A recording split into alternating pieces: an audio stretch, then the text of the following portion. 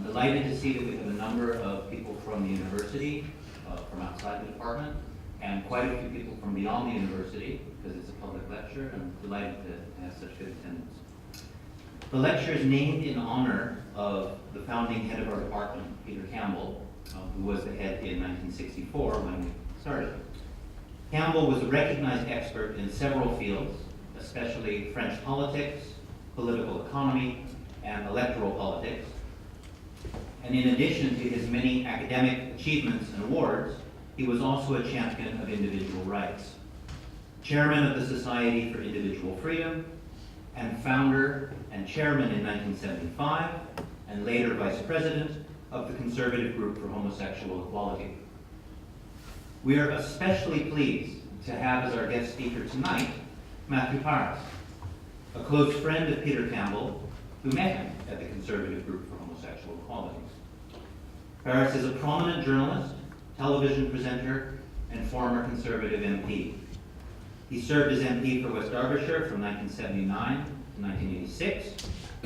He then left Parliament to pursue a career in journalism, first taking over ITV's current affairs show, Weekend World, for several years, as well as presenting BBC Radio 4's Great Lives series, and then becoming a prolific writer and doing weekly columns in The Times and The Spectator magazine, which is where I became familiar with his work. His work covers a wide range of topics, and has covered a wide range of topics, everything from virtual reality to Brexit, although some might argue these are largely the same thing. Matthew has won numerous honors and awards for his work. In 1990, he received the London Press Club's Outstanding Reporter of the Year Award. He was Columnist of the Year in 1991 and 1993 British Press Awards, and in the What the Papers Say Awards in 1992.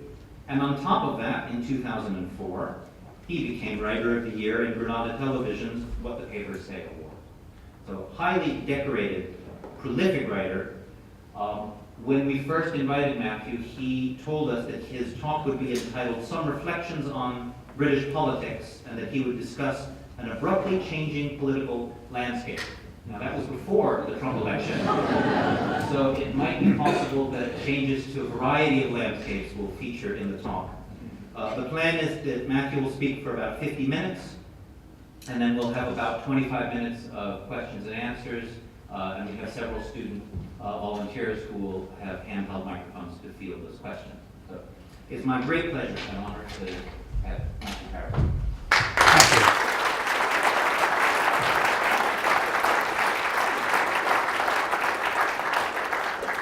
you. Good evening. Thick though the wad of papers may appear, I doubt that this will last 50 minutes. Let's just see how long it does last, and then how many questions, how many thoughts, how many inquiries follow. I shall be happy were they actually to focus, concentrate on what I've said, or were they to range more widely amongst the many jack of all trades, master of none things that I've done and do. But I would first like just to pay a tribute to the much missed Peter Campbell. As the years go by, fewer and fewer people are still alive who remember Peter, but I remember him very well indeed. He was a kind, quiet, patient man. He had been badly disfigured by some kind of illness or accident when he was very much younger. He actually suffered from indifferent health most of the time, but he battled on. He loved this university, he loved Reading, he loved politics, and he absolutely refused to be rattled. And to be chairman of the Conservative Group for Homosexual Equality, you needed not to be rattled. Peter and I beat our tiny fists against a Conservative Party that was entirely indifferent to our concerns for nearly a decade. Peter would write almost once a week to Norman Tebbit when he was chairman of the Conservative Party. I don't think Norman Tebbit ever even replied to Peter, but Peter just kept going. He was a wonderful man, though, not only for his dedication and for his passion for politics, but also for his quiet rationality, an entirely rational person, not someone to be swayed by sudden rushes of feeling, sudden emotions. And it's a little bit about that I want to speak this evening.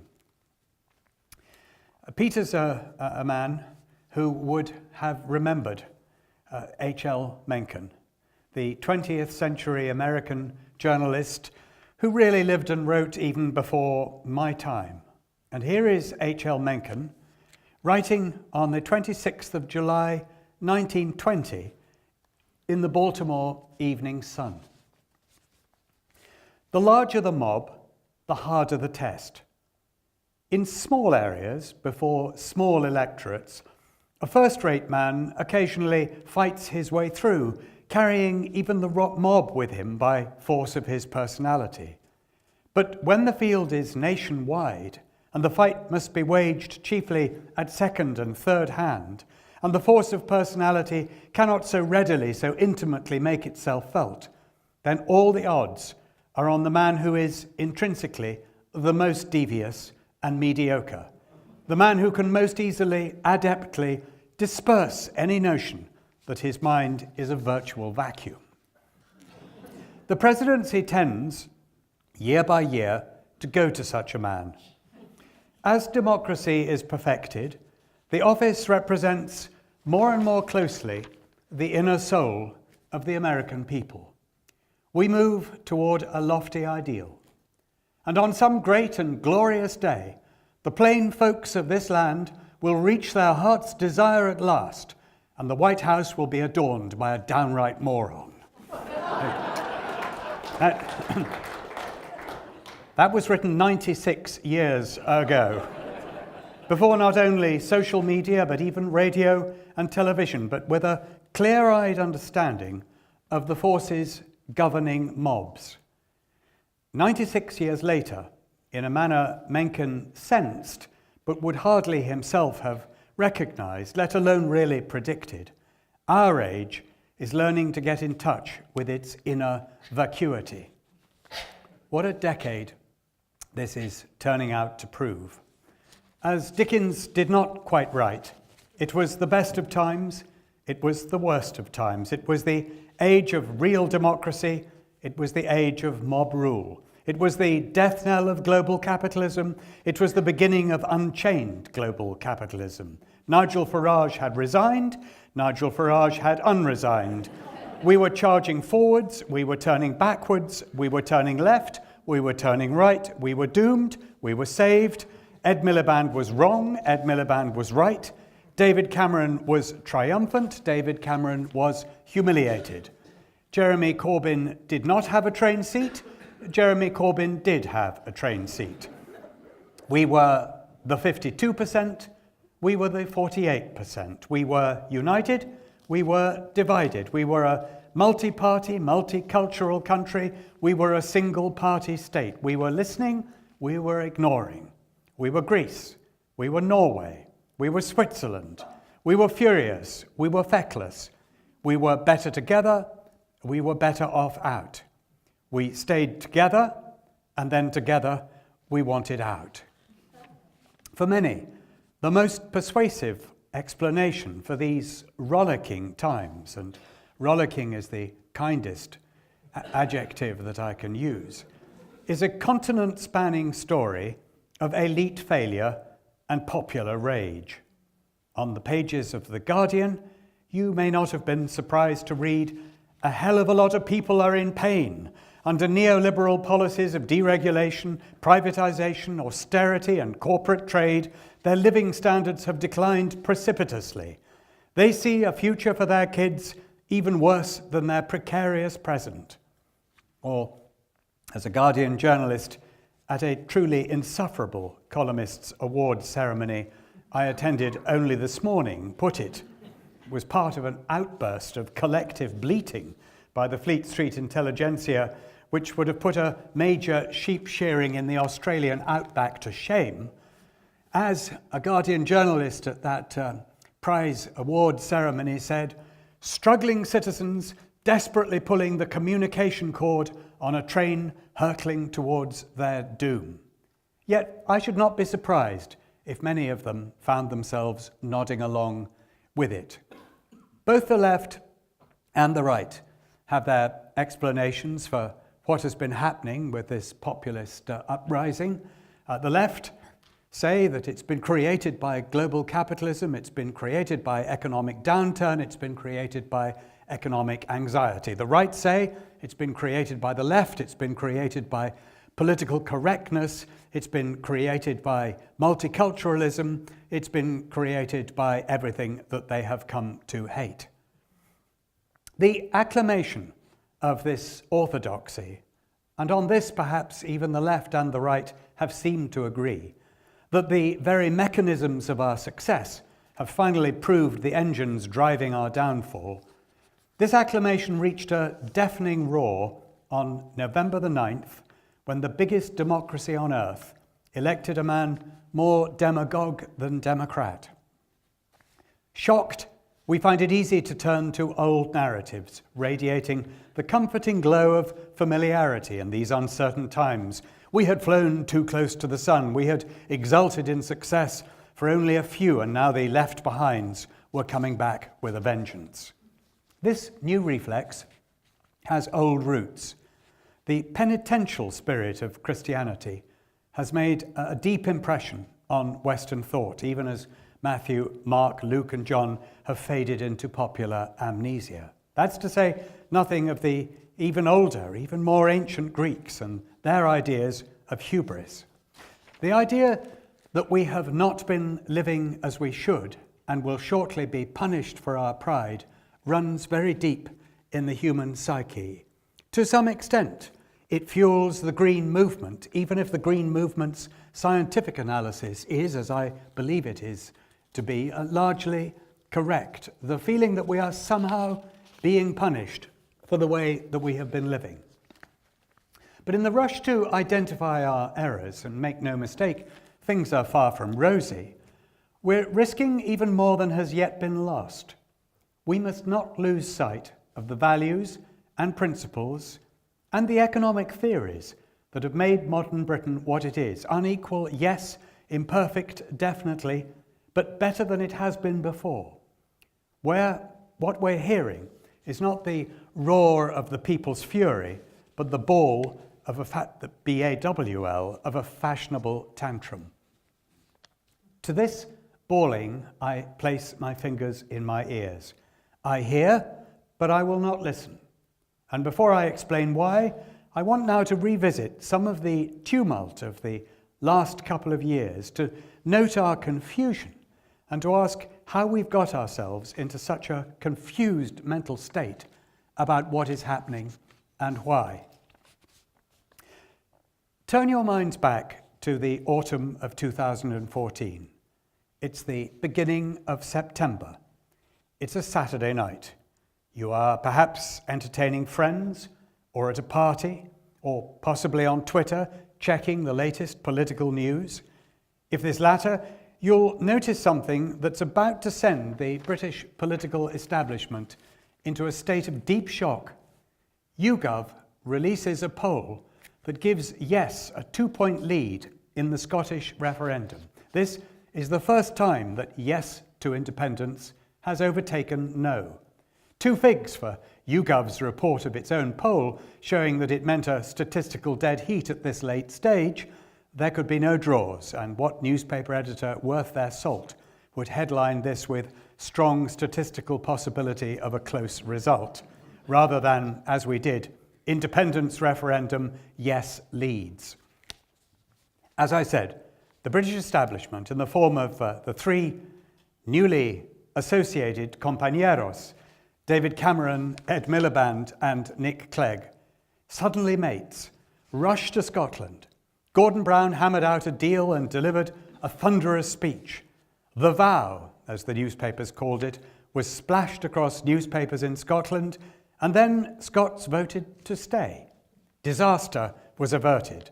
The reverberations of that poll, in the end way adrift, and 55-45 final result for no, went very deep and lasted, not least because one of its consequences, and note this, was the joining together of three major party leaders in a combined venture against what had appeared to be a gathering public mood.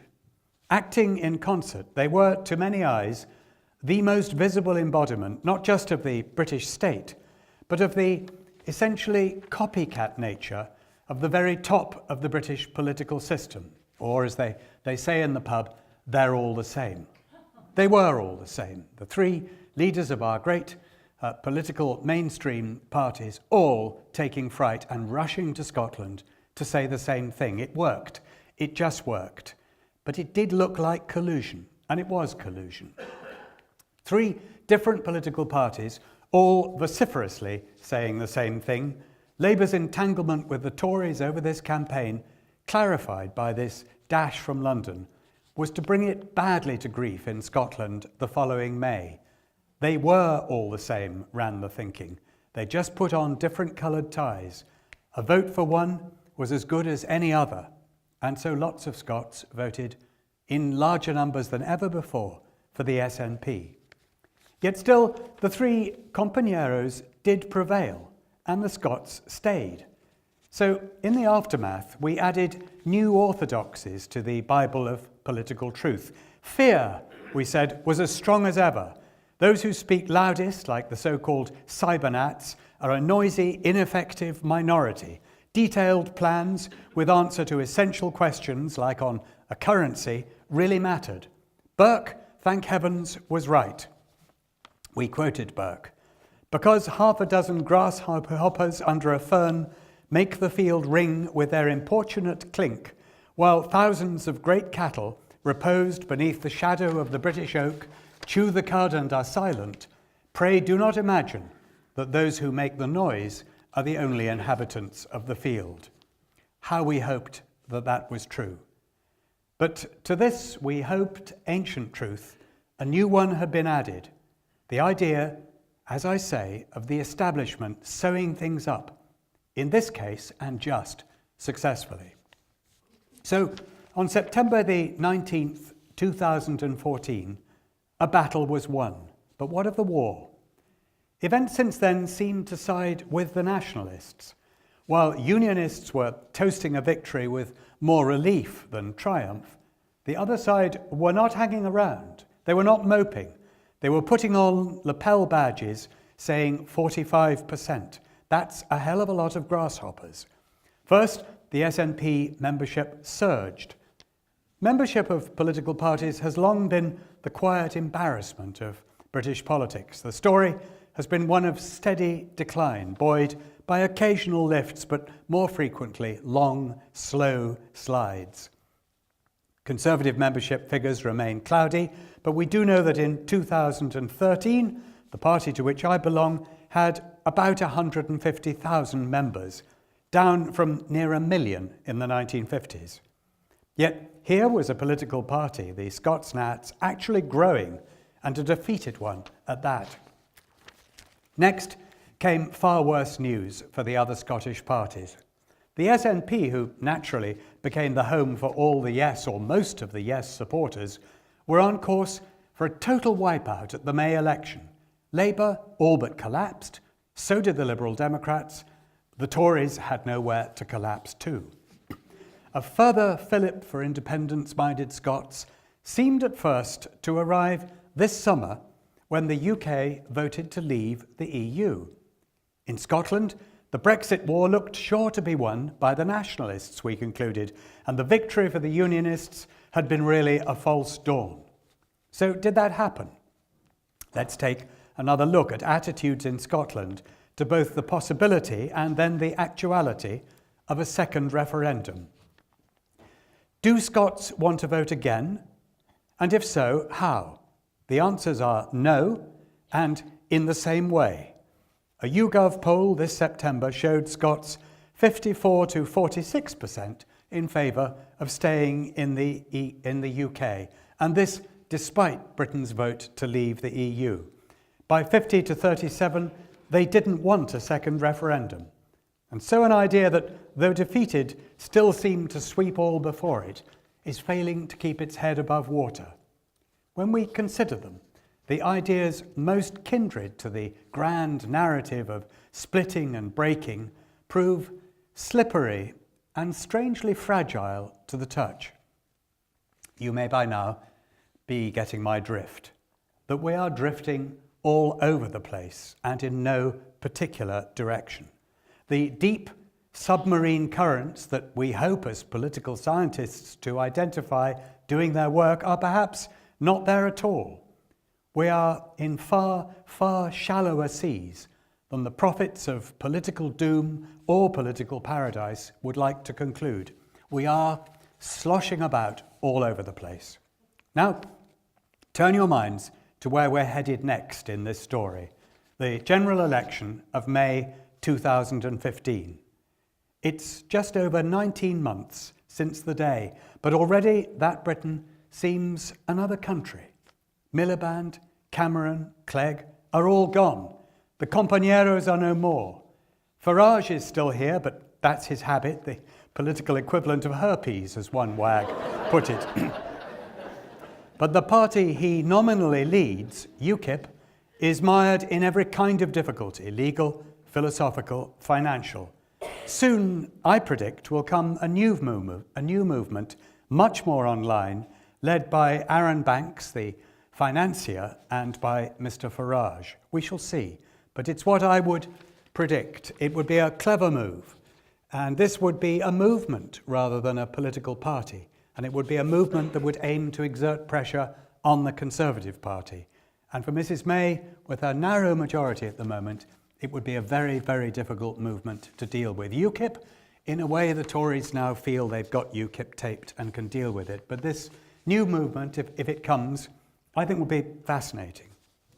Back to 2015, back to that strange election campaign. Let's reflect on some of the views, the opinions, the narratives, to see how they hold up now.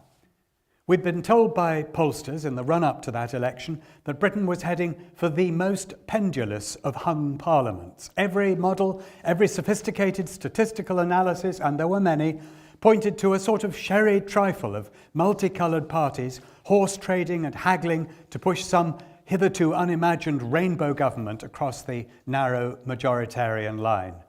No image summed this up better than that unwieldy 7-person BBC debate, which you perhaps remember looking more like an adult creche than a discussion. This was multi-party Britain. This was Britain divided and confused. This was the fragmentation of the century-old cosy consensus of two-party Britain. And what happened? Well, it didn't happen. We got a majority Conservative government. David Cameron became the first Prime Minister to increase his share of the vote in an election. And a headstrong column I'd written months beforehand, predicting this, was, by some fluke, proved right. Some of the truths that we held to be evident after the Scottish referendum, though, were merely buffed up. Fear, we said, had worked. We'd chosen the devil we knew. Social media, loudest for Labour, was a damp squib. Really, what was it but the addition of a retweet button to the act of shouting down a well and agreeing with what you heard? That's all, we said, the social media had been able to do for Labour at that election. Some new truths, too, were added to our received wisdom. The economy was less than stellar, yes, but people had picked pain, and the full-fat version, rather than the light option offered by Labour. A populist surge across the country was not in the offing. It had been checked. England, in particular, we said, was a profoundly cautious country. Nigel Farage would not, at the 7th time of asking, be admitted to our country's parliament. Britain had broken for stability after all. Multi-party Britain was majority Conservative Britain. And for the moment now, that too feels like a foreign country and only 19 months ago. In the summer of that year, things began to take a new edge. Something bubbling beneath the surface was now breaking through. The election of Jeremy Corbyn to the Labour leadership in 2015 surprised everybody, nobody more than the man himself. His defeat to Liz Kendall, Yvette Cooper and Andy Burnham was as total as it was unanticipated.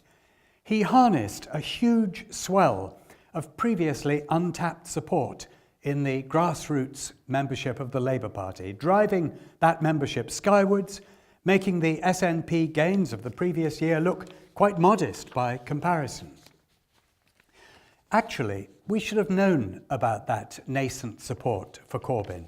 For years, opinion surveys had been showing that a really very stable, roughly 20% of the British electorate are very much 1960s socialists, wanting nationalised railways, more welfare, higher taxes, more government intervention, much more council house building, and the reversal of Thatcherite privatisation. A good 1 in 5 British people believe that now and have always believed it. It's just that there didn't seem to be anybody to speak for them. They didn't realise how numerous they were, and then they got Jeremy Corbyn, and it was like a bus stop around which they all rallied.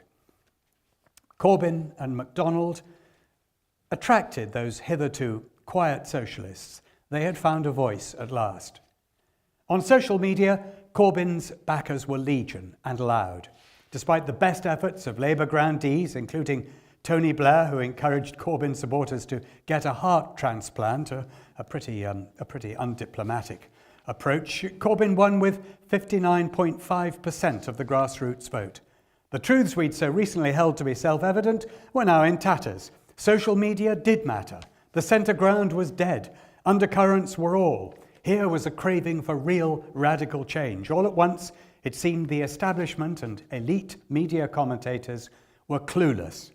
A new old politics had been reborn. Some of our heads began to spin. Then, just this summer, David Cameron, who looked set to sail happily into a well-earned 2019 retirement, was capsized along with his government and his country blown right off its previous course. I'm sure you've all been up to your eyes in analyses and retellings of the Brexit referendum.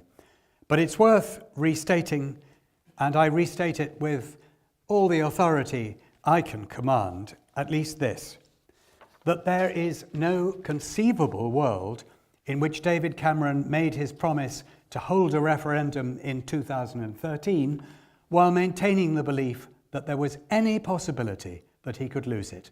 He simply didn't entertain the possibility. He didn't think it an imaginable outcome. He wouldn't have taken anything like the risk that in the event he was forced to take.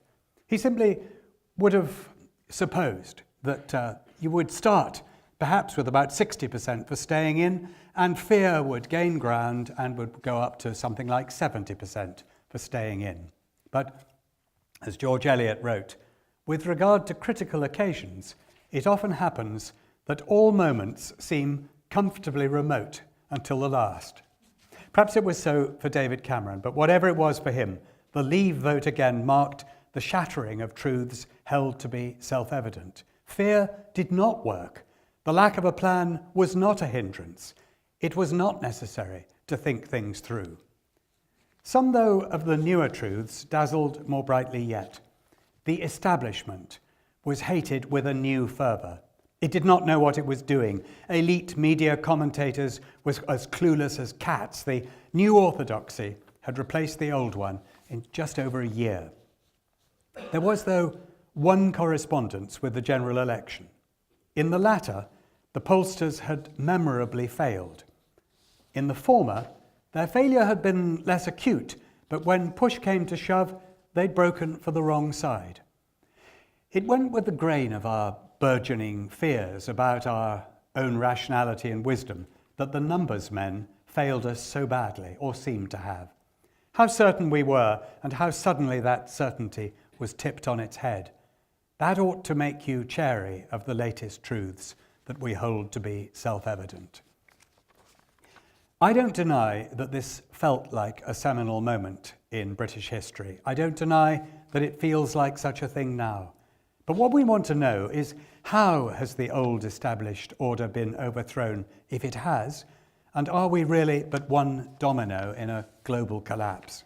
Like any good Marxist, and on one level at least I am, when faced with a question of this scope, I turn to demography and economics. Have there been huge changes underfoot in Britain that have produced these sharp, violent and unexpected electoral results? It's arguable, and at first glance believable, that serious demographic change is moving the tectonic plates of our country and so shaking everything above. On the various demographic changes the UK is subject to, immigration is very much at the forefront of people's minds. And it is undeniable that net migration to this country rose from the late 1990s onwards and rose very sharply from 2004. This has spawned the analysis that Brexit was driven in part by the reckless admittance of hundreds of thousands of new immigrants into Britain, and that people were feeling swamped. Big demographic changes in the form of migration caused a corresponding shift in popular attitudes, and this has led us to an unexpected place. That is the analysis. And in these newly reactionary times, the quicker those two facts are grafted together, the better, and to hell with the details of how they precisely dovetail. Well, I'm afraid it simply won't do just to fuse two facts together under the heat of our prejudices. We must look closer. When we do, we see that it was fear of immigration rather than immigration itself which drove many Leave voters. I'll touch on the importance of fear shortly, but it remains the case that those areas most affected by immigration were least bothered by it. For example, Lambeth in London, which gave the highest Remain vote in the country at 78%, and saw a net influx of around 4,500 immigrants last year. Compare that with Castle Point in Essex, by contrast, receiving 81 immigrants last year and voting 72% to leave. Manchester, with twice the number of immigrants last year as Birmingham, voted Remain. Birmingham voted Leave. Of course, some places buck this trend, such as Boston, Lincolnshire, but they're the exceptions that prove the rule. It's interesting, isn't it, how many TV crews have been nosing around Boston over the last few months, interviewing cabbage pickers and all the rest. The reason they've all been nosing around Buxton is that there are very few other places in Britain where this phenomenon is evident. It is not typical of the rest of Britain. The economics of immigration then provide no better answers for the deep currents explanation. While price theory dictates that as the supply of labour increases, wages should be depressed, research does not seem to bear out quite this picture. In a recent LSE paper, academics at the Centre for Economic Performance write that the areas of the UK with large increases in EU immigration did not suffer greater falls in the jobs or the pay of UK-born workers. The big falls in wages after 2008 are due to the global financial crisis and a weak economic recovery, not to immigration. They argue, and they demonstrate, that as EU immigration rises, wages and jobs are largely unaffected. But it was the recession that unsurprisingly took a chunk out of wages and jobs. This kind of study has been done before. This kind of argument has been advanced before, often by someone like me, someone people will be leaping from their sofas to denounce as a member of the liberal metropolitan elite who has no grasp of the world he's describing. And of course, you can't say to someone who's lost their job to an immigrant, but the data show that overall Britons are doing better. That would be rude, that would be insensitive. Nevertheless, my contention here is not that immigration has had no effect, but that it cannot do the heavy lifting that's required of it by those who would make the deep currents argument. The facts of immigration were meagre fuel for Brexit. I mentioned that there were two factors widely posited as big, serious issues driving us down strange new paths. The first was immigration. The second was economics. Well, the fact is that in 2008, we did get the economic downturn.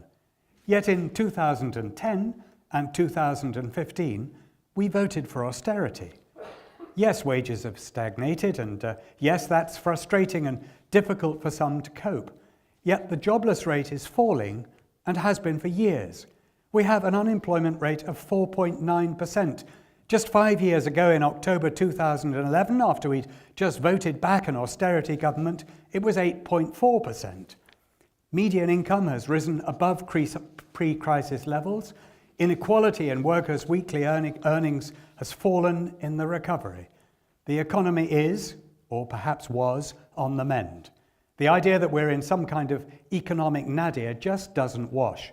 Desperate families are not, in any numbers, pulling the communications cord. When we look into why people voted for Brexit, economic concerns were not, when they speak to pollsters, foremost in their mind. Research by Eric Kaufman, a professor of politics at Birkbeck, has shown that amongst white British voters, immigration, or as I've argued, fear of immigration, was by far the most important issue facing the country today, they thought.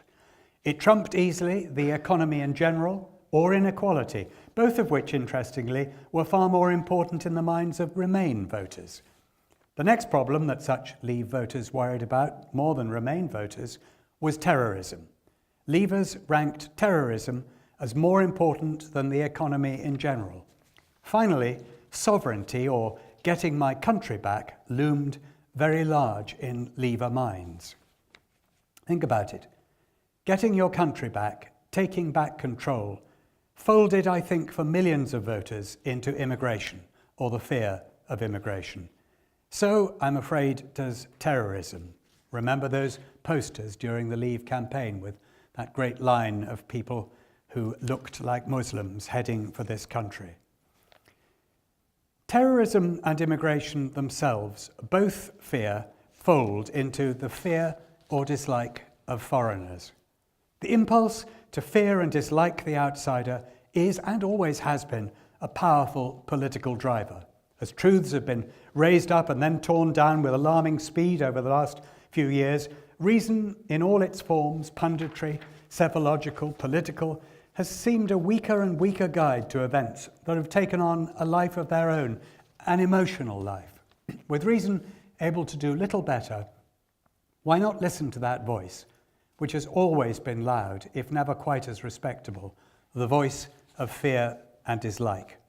Here, we begin to move into territory that I do think can furnish an explanation for our fast and strangely shifting political landscape.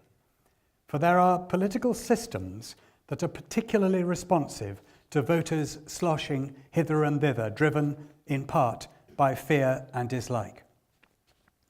Direct democracy is the culprit. Direct democracy has many praiseworthy characteristics, not least the empowering of individual citizens, but it also has significant drawbacks. What, after all, is the baying mob clutching torches and pitchforks but people power? The power, in this case physical, is quite literally in the hands of the people, and they are in charge. Think back to that quote from H.L. Mencken: "As democracy is perfected, the office of president represents more and more closely the inner soul of the people." Many of the abrupt changes in our politics have been driven by an infiltration of direct democracy into representative democracy. I do not just mean referendums, although they're an important part of that, because even our representative democracy is now being driven in some part by elements of direct democracy, as politicians increasingly and political commentators look over their shoulders at what opinion polls and what social media are saying people think. Let me explain.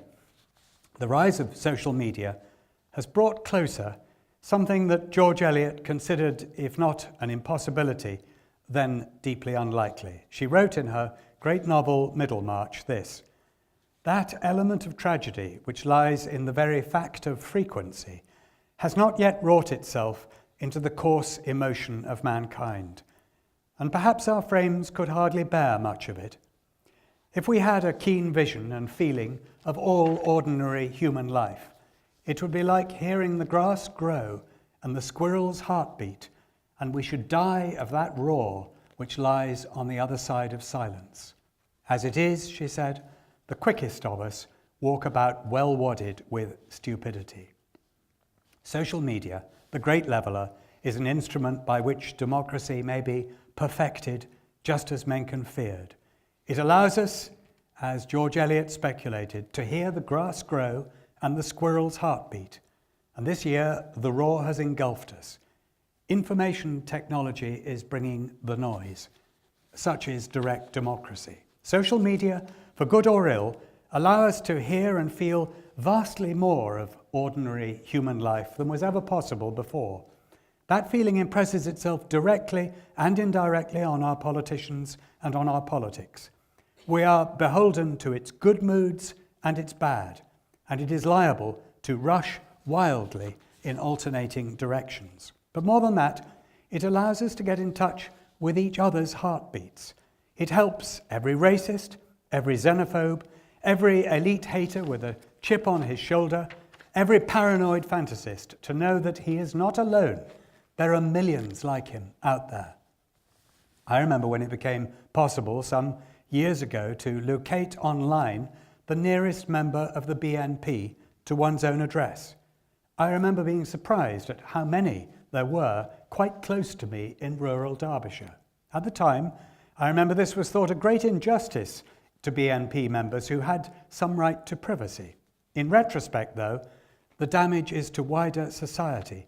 These people can now find, locate, and reinforce each other. The online witch hunt is the classic example of that extremity on display. The case of Russell Brand, Jonathan Ross, and Andrew Sachs a few years ago is an example. The outrage unleashed against Brand and Ross was remarkable, virtually destroyed Ross's career. What they did was certainly reprehensible, but the vitriol it produced in response was particularly magnified by social media. Online outrage is able to multiply with remarkable ease and terrifying speed. It builds its own momentum and seeks naturally some form of result, an apology or resignation, often considered one and the same thing as justice by those whipped up into the outrage. And yet remember that this was the Russell Brand who, not long afterwards, became a cult hero, social media driven at the last election.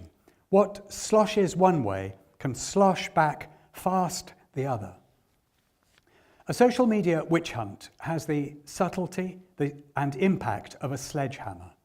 Righteousness is no guarantor of right, as Reddit users discovered in 2013 following, you remember, the Boston Marathon bombings. Online sleuths crowdsourced detectives. They thought they'd traced down people who were probably the suspect who'd set off the bombs. They identified one, Sunil Tripathi, an Indian American who'd not been seen for weeks. Mr. Tripathi had nothing to do with the bombing.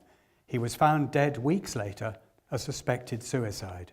The online do-gooders had not just accused the wrong man, they had grievously hurt his family too. This was mob behaviour enabled and encouraged by social media. We must not think that social media is an unalloyed force for good, even when people think they're acting on the most noble of motives. 21st century information technology has allowed our age to get in touch with its inner barbarian. Millions discover on political, social, or porn sites that they are not alone in their beliefs, not alone in their tastes. Force of numbers empowers, legitimizes, and affirms. The reaction against the PC culture, for instance, has always been against being told what one can and can't say. But now, through social media, people can band together, build resentment, and form their own counter-mob. They are not alone. The inner barbarian teams up with millions more inner barbarians. We've seen this amplification by mass association in UK politics with cybernats, online Corbynistas, and UKIP brigades, and we've seen it doing good as well as ill.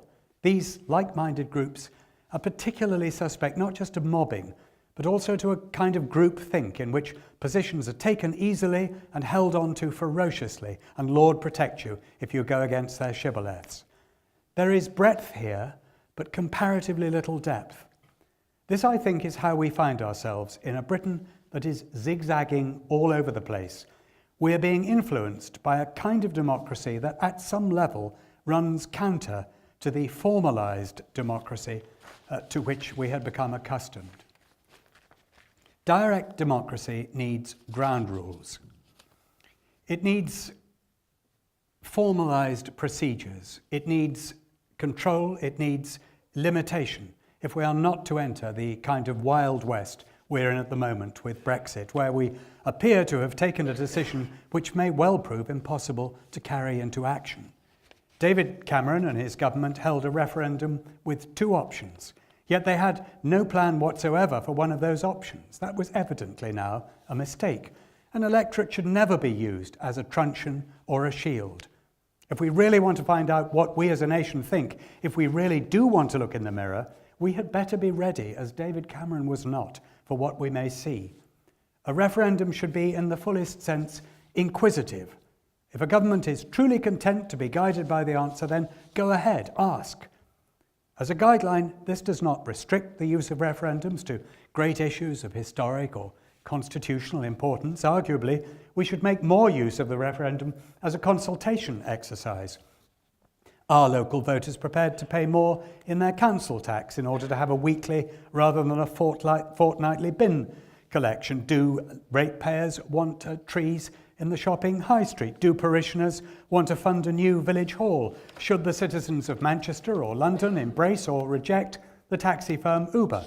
To many questions, the right answer is, by definition, the popular answer. If it's what people really want, if it is to the taste of most people, then it is the right answer, and all we need to do is ask and find out what that answer is. But we move too quickly.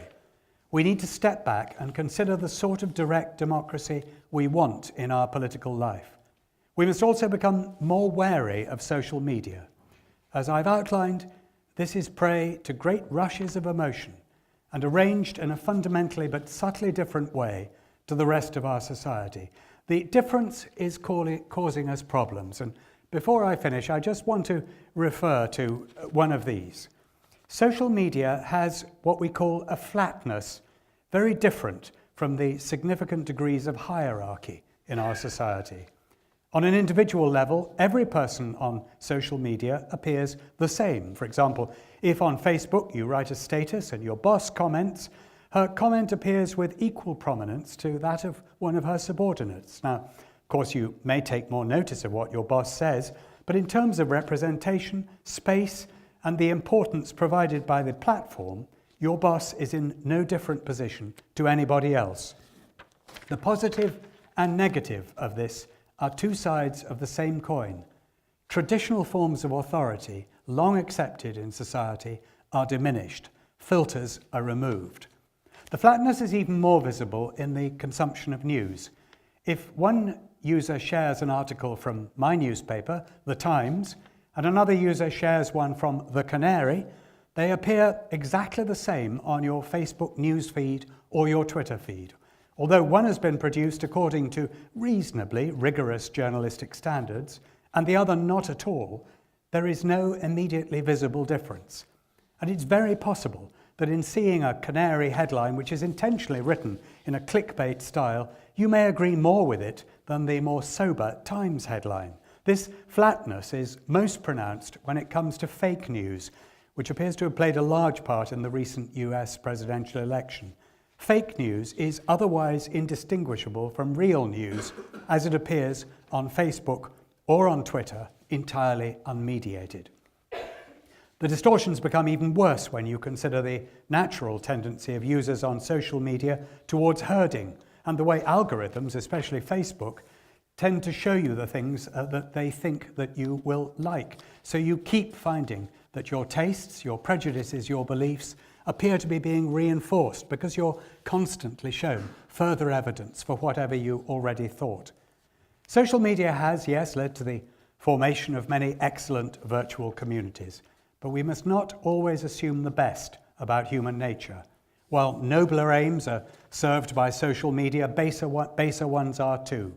Social media is creating new communities and changing how we absorb information. How does this interact with our politics?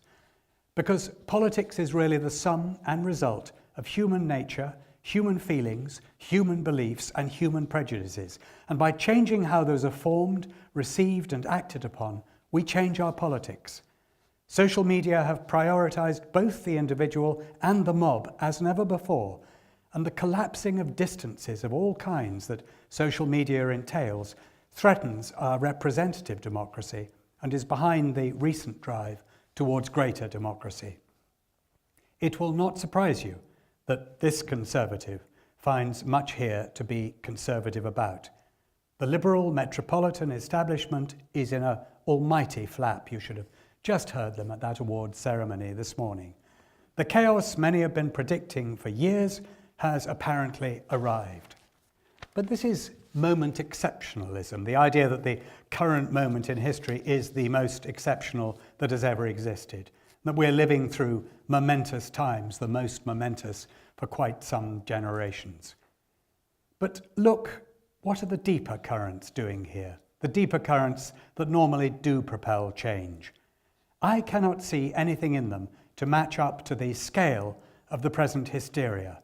I see instead of currents, howling winds whipped up on the surface, driven by direct democracy and its latest vehicle, social media. Winds that will and can change at the drop of a hat. So all we must do is learn to trust the tiller and the chart and trust the steady, boring engine once more. This drive for more direct democracy, the greater involvement of the people, will in time meet the hard wall of reality. When the consequences of the decisions that have been made make themselves felt, I believe the scales will begin to fall from people's eyes, and they will see foolishness where before they saw only glory. And fast. Our chopping and changing of truths in the last few years will begin to ring very hollow indeed. But finally, one ground for alarm does exist, and it's one of the hosts to this bug and a powerful propagator. I've implied it already: racism. There is simply no getting around an uncomfortable truth, the same truth that reared its head during Britain's EU referendum campaign. Anti-immigrant and anti-immigration sentiment amongst less educated white voters has been a powerful ingredient in the rise of the populist right, and it remains critical to its vigour. There is just no point looking the other way. The liberal refrain about a cry of economic pain that I attack is a distraction from another cry that liberals want to kill themselves we cannot hear. It wasn't the economy, stupid. It wasn't misogyny. It wasn't inequality that clinched it for Trump. It was racism, nativism, and jingoism, and the comforting discovery by racists, nativists, and jingoists that there are millions like them out there. They are not alone, and they have found their voice. I believe that that voice may die away as fast as it arose. We must, to a degree, block our ears to it. Giving not an inch, we must now wait and hope for this storm to blow itself out. I think that Peter Campbell would agree. We must be patient. Don't panic, don't reach out, and don't concede. Thank you.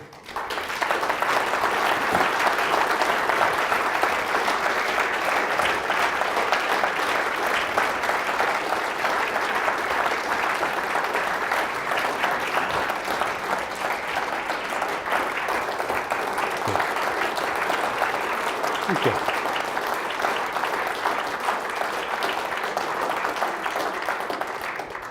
Thank you very much. That was excellent, and I'm also glad we have about 25 minutes for questions. We have 2 microphones, one on each side, and Matthew wants to direct the question. Well, I might as well, yes. Yes, we may not have 25 minutes worth of questions, but let's just see. There's a lady in a red scarf towards the back, yes.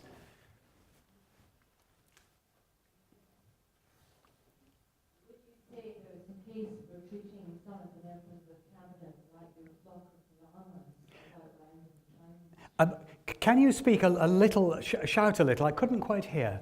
Would you say that a case for treating some of the members of the cabinet like some of the members of your flock of llamas who outlined in the Times No. My llamas are very much, much more balanced and sane than most members of any cabinet, including this one. My llamas have minds of their own.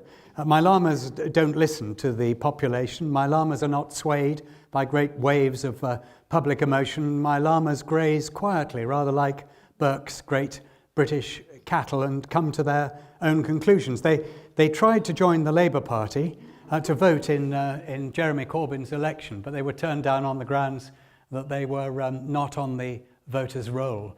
But to take a slightly more serious view of your question, it is sad to see the slow and gradual decline of cabinet government in Britain. You read Harold Wilson's diaries, read Harold Macmillan's diaries, read the diaries of any Prime Minister until relatively recently, and cabinet discussions were real discussions.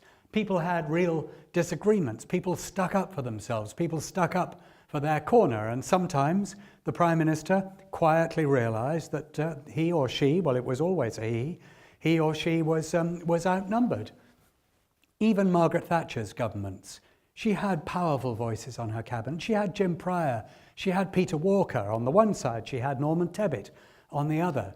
She had people whom she had to respect and did respect and listened to. And were it not for them, Mrs. Thatcher might have crashed straight off the road very early in her time as Prime Minister. They said, steady on, Margaret, steady on, you can't do it all at once. And though she shouted and screamed at them and stamped her foot, she did listen to them. That was an unknown side of, or a little celebrated side of Margaret Thatcher. She listened to people. Cabinet government was one of the great glories of British democracy, and I think it's increasingly being forgotten. Yes, there's a lady in purple at the...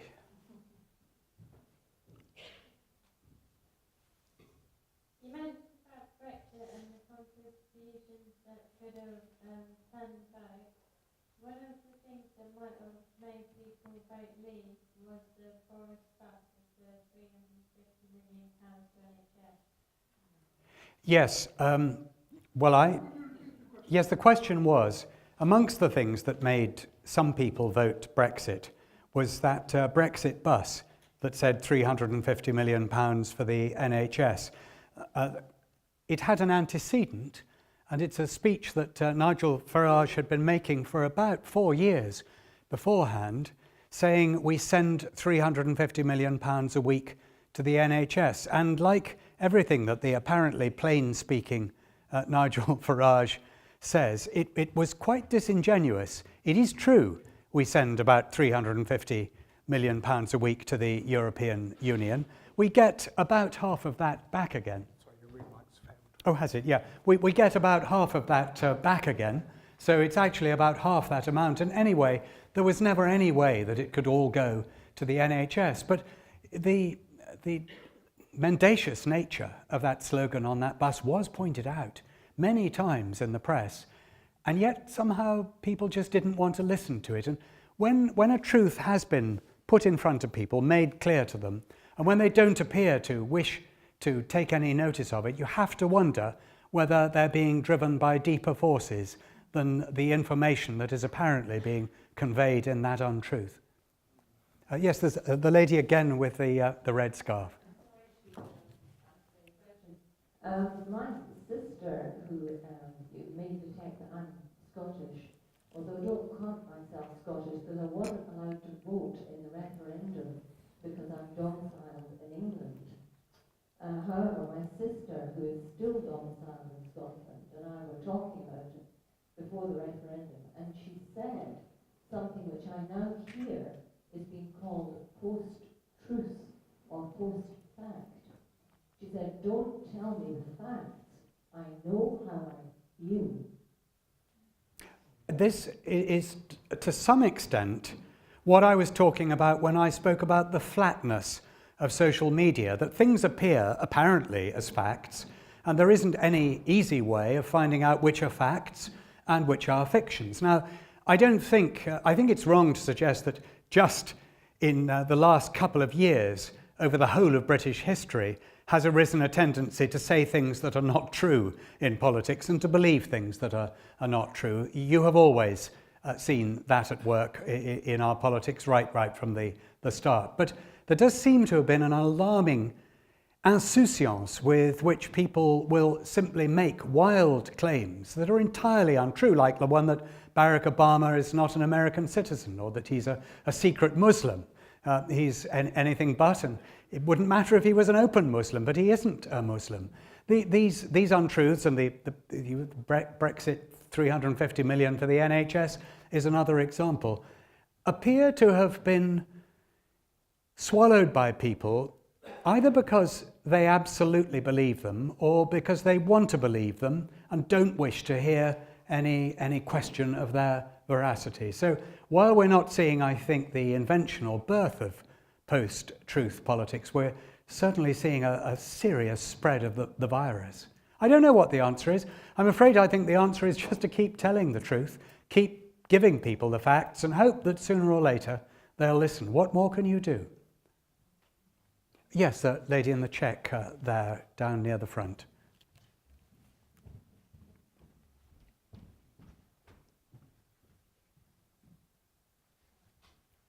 Matthew, you seem to be telling us not to trust the people and that we should have less confidence in direct democracy and perhaps to recover our confidence in representative democracy. Isn't the problem that perhaps we don't have confidence in the people who are representing us at the moment? Well, firstly, I think that is a very fair summary of what I've been saying. And the reason I think that we shouldn't always trust the people is the same reason that we all know, everybody in this lecture theatre knows, that there are occasions on which we shouldn't trust ourselves.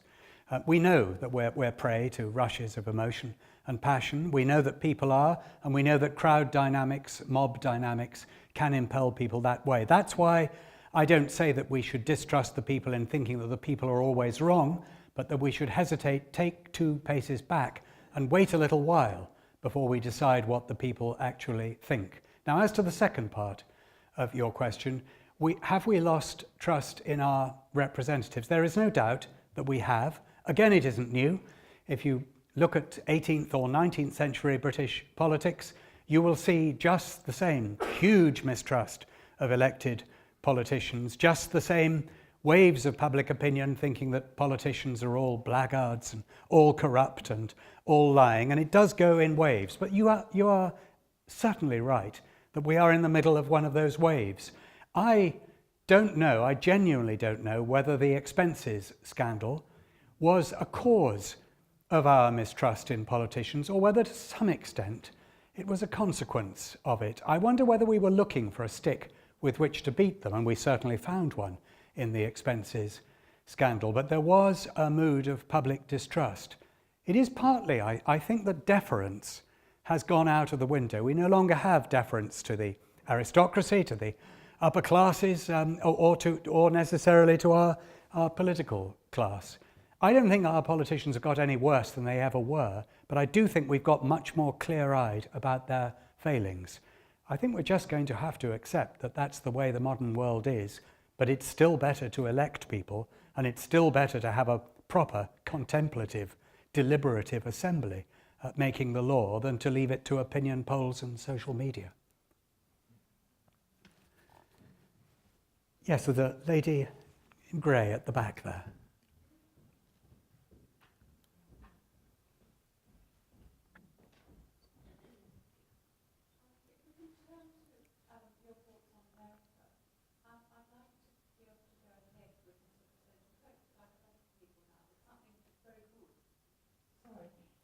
Very good will come out of the shock that will face in America. Can you say what it might be without referring to his deal-making?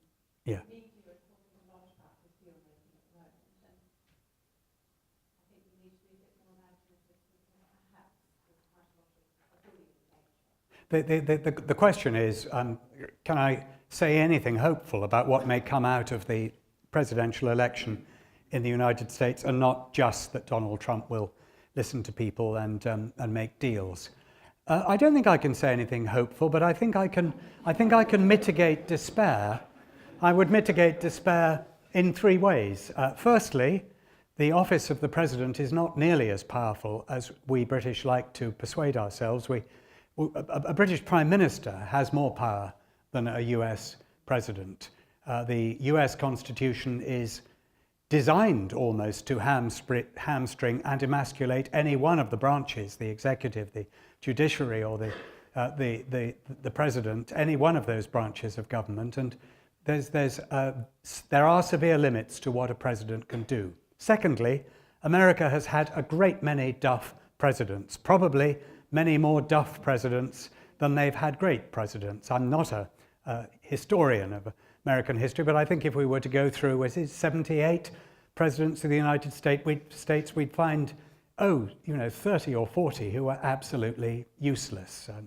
Think of Warren Harding. There are plenty of others. So I think America is bigger than the White House, bigger than this presidency, and that I've confidence in America itself to outlive, outlast, and finally outweigh Donald Trump. And the third is the one you didn't want me to touch on, but I will. There are men, and I mean men in the gender sense. There are men who know that they're jokers, and there are men who don't know that they're jokers. And the second category are much more dangerous than the first. I think Donald Trump probably belongs to the first category. I'm not sure that he even thought he was going to be president.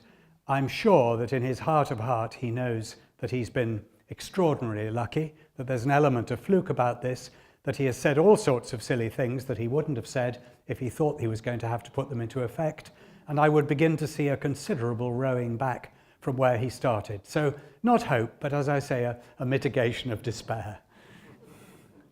Perhaps another one or two. Yes, gentlemen, over there.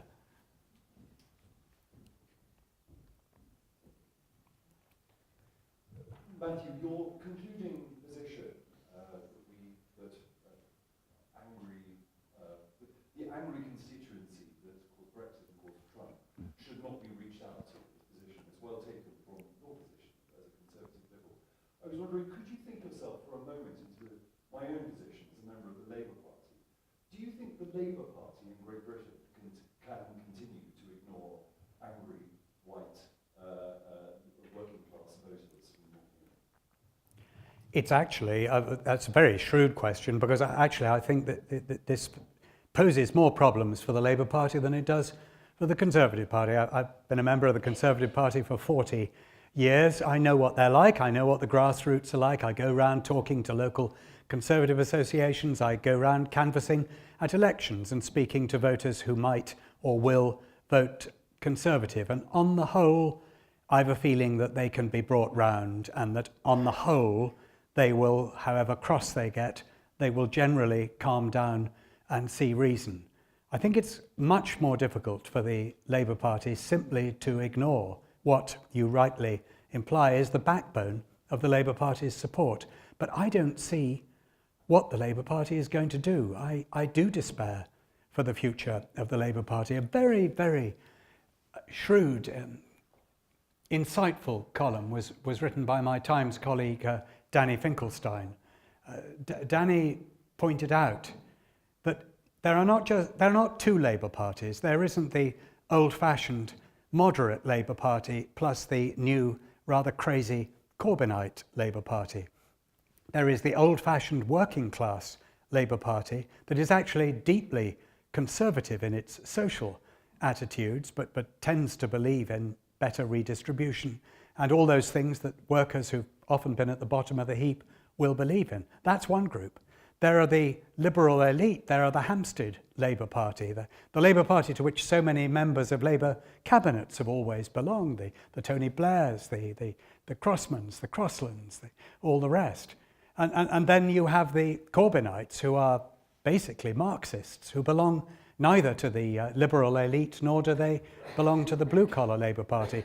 And the party is just held together by the force of history three different strands cemented together, but there is no reason really why they should all be the same party. And there's actually no reason why the right of the Conservative Party should be in the same party as bits of the left of the Conservative Party. And I begin to think that rather like the way the great powers carved Africa up completely regardless of mountain ranges and of tribes and of languages and of communications and all the rest in an arbitrary manner, whether our history has not landed us with a political landscape that has been given frontiers and boundaries that no longer really have any bite into the way the country actually is. There's no, they don't read into the actual map of modern Britain. I sometimes think, it's a column that Tim Montgomery wrote ages ago, that perhaps if we were to reimagine our political parties, not knowing what political parties we had now, but just thinking what political parties do the different strands of opinion and the different economic interests in Britain, what parties should they have? We might have three very different parties. You might have a seriously left-wing ideological party that represents that 20% of the electorate who really are quite left-wing. You might have a workers' party that would be socially conservative but redistributive in its economic policy. You might have a rather nationalist party that would incorporate the right of the Conservative Party and an awful lot of UKIP. And you might have the sort of Roy Jenkinsite liberal intellectuals to whom I suppose I would have to belong, who would quickly discover that we were only about 5% of the general population. It's an interesting speculation. No answer to your question, except to thank you for drawing attention to the complexities. Yes. Here comes the... Well, it's on its way, so give it a moment. Thank you. Well, as someone who's been a member of the Tory party for 40 or 50 years, you've helped to mitigate my despair. And you and Danny Finkelstein, the people I read weekly, try to mitigate it, but with difficulty. I'd like your comment. My experience as a practical politician at local level over many years is that people always tell you they want you to tell them the truth, but actually they don't. Quite right, yes. If you do tell them the truth, you'd never get elected. Yeah. And then, having not told them the truth, when something goes wrong, they say, well, that's another politician who's just lying. So I'd just be interested in your comment on that. And also, throwing in, I mean, I also see closed groups of Tory party activists, and I'm not as optimistic as you are that they'll be brought round. Some of them, I think, want to vote for a world 50 years ago. And in fact, not a real world of 50 years ago, but one they imagine was a year of 50 years ago. Well, you all heard that. I don't need to repeat it. And gentleman is absolutely right. People ask for the truth. Then when you give them the truth, they don't like it at all. The other thing that people do, you'll be familiar with this too, is they say, you need to listen. You must listen to us. You must focus on our concerns. So you do listen. You really patiently listen, and you hear them out, and you listen to everything they've said, and you do consider their concerns, and you come to the conclusion that there's nothing that can be done about many of their concerns, and you tell them so, and then they shout, you aren't listening, you haven't listened to our concerns. But that's folk, and there's now it's Queer focus. Yes, so perhaps time for one more. There's somebody in blue, I think. Deep blue, sort of navy blue. Thank you. I very much enjoyed your talk, Matthew. And it was kind of very seductive listening to you talk about social media, and it's kind of interesting. But I guess it's, for me, social media is not necessarily a cause of where we are. It's a conditioning. It's allowed people to say things.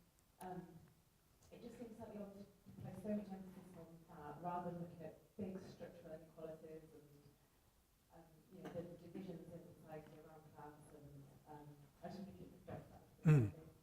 Well, yes, incidentally, I don't know as much as I should about social media. I do know, because my assistant and I talked about this before we wrote the speech, that I must say social media and not the social media. Apparently, if you say the social media, it marks you out as an oldie. So social media social media, I'm afraid I do think are an important part of the big structural problems that we have, or rather by reflecting them, by allowing everybody to have their opinion on them, and by projecting onto a larger and wider canvas what probably are the real prejudices, the real fears, the real opinions of many of the people. I do think that this has presented modern politics with some almost insoluble problems, because you can listen, as we've just said, till the cows come home to the real fears and the real opinions, but then you have to do something about it. And if they have been expressed to you in the way that they now can be on social media, and you appear to have done nothing about it, again, anger is something that can be, I think, very powerful on social media. So I don't resile from the importance that I give to this new way of finding out what people think, and of people finding out what other people think. But you are quite right. There are other big questions about our economy, our society, the big class and education are big structural questions that in the end are the big questions, the final ones. Unless there are any more questions, and I don't see any hands going up, we have come to our time, so thank you.